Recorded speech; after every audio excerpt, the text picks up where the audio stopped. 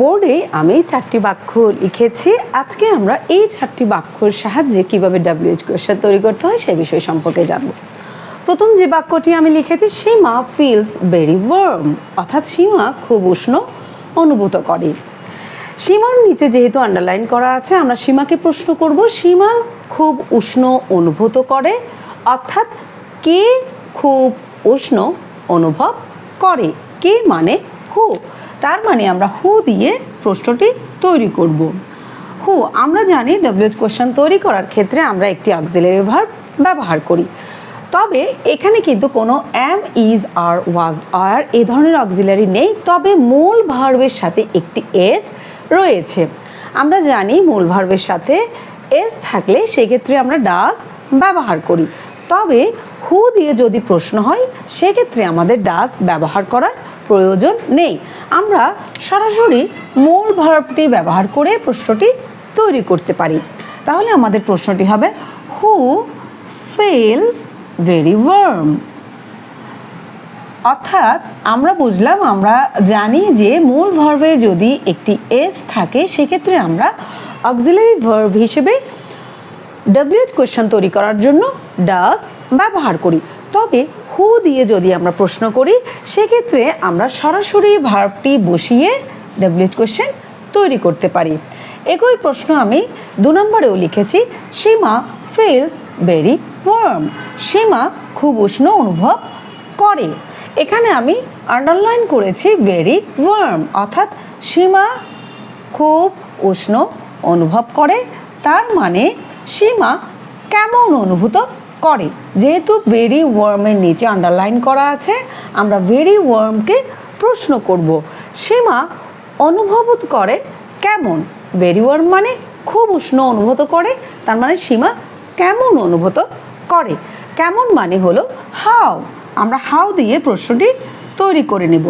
লক্ষ্য করো, এর আগের যে প্রশ্নটি আমরা তৈরি করেছি সেক্ষেত্রে আন্ডারলাইন ছিল সীমার নিচে, অর্থাৎ কে, কিন্তু পরের প্রশ্নটিতে সে কেমন অনুভূত করে, কেমন মানে হাউ।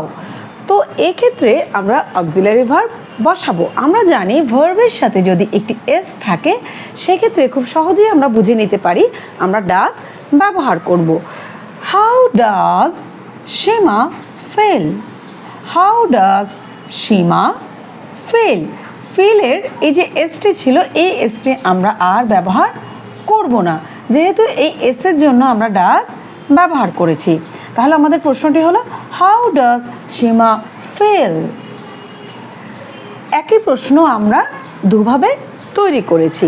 3 নম্বর যে প্রশ্নটি আছে, শি ইজ ভেরি অ্যাক্টিভ, সে খুবই অ্যাক্টিভ। আমার আন্ডারলাইন করা আছে ভেরি অ্যাক্টিভের নিচে, তার মানে সে খুব অ্যাক্টিভ, সে কর্মঠ, সে কেমন। আন্ডারলাইনকে যদি আমরা প্রশ্ন করি সে কেমন, কেমন মানে হাউ, তাহলে আমরা হাউ দিয়ে প্রশ্ন করব। লক্ষ্য করো, এর আগের প্রশ্নটিও কিন্তু আমরা হাউ দিয়েই করেছি। এখানে আমার ভার্ব রয়েছে ইজ, যদি আমাদের ভার্ব থাকে সেক্ষেত্রে আমরা সেই ভার্বটি ব্যবহার করেও প্রশ্ন তৈরি করতে পারি।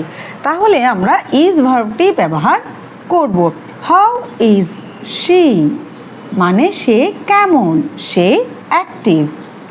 চতুর্থ যে প্রশ্নটি রয়েছে, Laila likes to run in the park, মানে লাইলা পার্কে দৌড়তে পছন্দ করে। লাইলা পার্কে দৌড়তে পছন্দ করে, আন্ডারলাইন করা আছে ইন দ্য পার্ক। লাইলা কোথায় দৌড়াতে পছন্দ করে? পার্কে। পার্ককে যদি আমরা প্রশ্ন করি কোথায়, অর্থাৎ কোনো স্থানকে যদি প্রশ্ন করা হয় সেক্ষেত্রে আমরা WH কোয়েশ্চেন ব্যবহার করব কোথায়। কোথায় মানে ওয়ের। তাহলে আমরা প্রশ্নটি তৈরি করব ওয়ের। ওয়ের, এখানে লক্ষ্য করো, এই যে লাইকস ভার্বটি দেওয়া আছে এখানে একটি এস আছে। ভার্বের সাথে যদি এস থাকে তোমরা নিশ্চিতভাবে ডাজ ব্যবহার করতে পারো। তাহলে আমরা অক্সিলারি ভার্ব ব্যবহার করব ডাজ।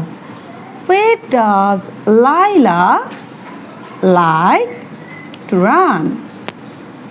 মনে রাখবে, যেহেতু আমরা এসের জন্য ডাজ ব্যবহার করেছি, পরবর্তীতে লাইক লেখার সময় আমরা আর এসটি লিখব না।